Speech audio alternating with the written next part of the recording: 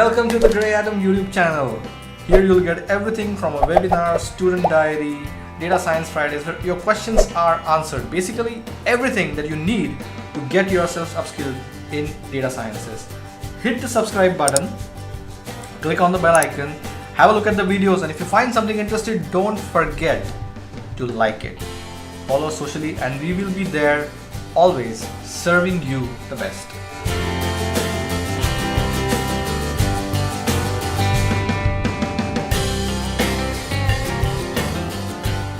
A lot of non-engineering graduates have actually reached out to us. This is a population which is typically doing your BCom or BMS. They have reached out to us. And a very clear question is that, okay, there is opportunity and everything looks rosy, but should they make a transition or should they even attempt to make a transition into data sciences? Hi, my name is Mayuresh. And I'm co-founder at GREYATOM and I look after the admissions and counseling. And I've had a chance to speak a lot of aspirants from various walks of life, and this is one question that has come again and again. So if you're from a non-engineering background, if you're from a non-core background, how do we really make this transition? And even in first place, should you be making this transition? So that's the question for the day, and how do we really think about it? So I think let's quickly set the base and deconstruct this. Like there is market opportunity, and you might have the aptitude and there's demand and everything. So it's like that perfect intersection of these are the things that you enjoy, this is what you're good at, and there's also good pay at it. But should you really be making that kind of a transition? We always stress on a couple of points, when we advise a lot of people to whether opt for or not to opt for. Learnability. Do you really believe that you have the learnability to be able to make this transition? So are you able to open up a page on Wikipedia which has some mathematics written into it, learn it and apply it? If you have the learnability, then you can make the transition. Second thing is some exposure to programming, or do you really have the programming skills to be able to make that transition? Number 3 is comfort with mathematics and statistics, or at least you are not averse to it. You don't want to be not doing it. If you're open to learning that, I think that's a good space to be in. So these are the 2-3 things that we are able to generally judge a person, that whether this person will make it or won't make it, or should even try to make that kind of a transition. So let's look at it from 2 different perspectives. A, you are from an engineering background, but you are from streams which are non-com science or non-IT, typically mechanical, civil, electrical, those kind of branches. Should you be attempting to make this kind of a transition? So the thing is that if you are from any of these engineering disciplines, you have had some exposure to programming. You have definitely done some sort of a C++ programming at some point in time, and maybe you're rusty, you've not done it for last 10 years, but you have done it at some point in time. Programming is a far broader construct than just C++. You have done some sort of object-oriented programming, and generally if you've done engineering, you have exposure to applied mathematics, you are able to deconstruct big problems, and that's a fairly good grounding to make that kind of a transition. So I would say that you as a population are definitely in a fairly advantageous position to make that kind of a transition. If you are from a non-engineering background, if you are from BCom, if you are from BMS, can you make this transition? You would be surprised, and I am surprised by the number of people who are from BCom and BMS background who have so much exposure to programming, because they do a lot of that socially and on just general basis, even though it is not part of their formal curriculum.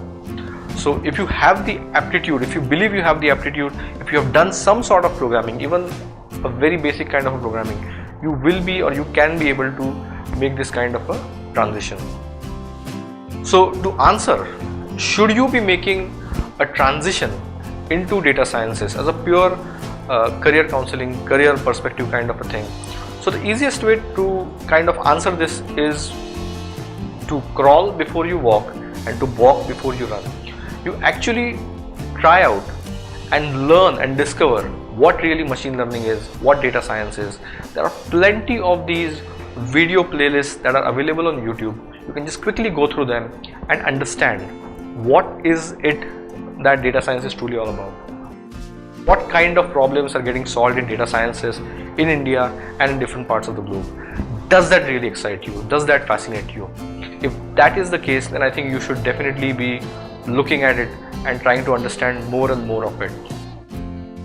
And the second thing is, you may just want to try out a little bit of it. You might want to try to learn something of it on your own and to taste some early success or even early failures, and that's perfectly fine. If you go through that journey, you will really understand if you're really enjoying this process. So don't look at it purely from a perspective that this is what I enjoy doing, or there is a market opportunity, or there's a demand, or there's a great pay and the future is rosy. Not really. I think look at yourself, what you really want to do. Does it really excite you? Do you really have the passion for it?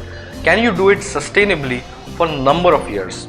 If you have answers to some of these questions, or at least an inkling of an answer to some of these questions, we'll be more than happy to talk to you to help you understand how you can make this transition from a non-engineering or from an engineering background, from a non-com science kind of a background into data sciences. We have seen people make this transition successfully. I think at the end of the day, all it really takes is a lot of passion. It's a perseverance game. If you're able to stay at it, if you're able to stay in the game long enough, you will be able to make that transition. You will be able to make that jump. But do you really want to make that jump? It is something which requires a lot of introspection, a lot of baby steps before you can truly make that kind of a jump. I hope you have answered your question, and all the best. Awesome! Congratulations! Thank you so much for watching this video end to end.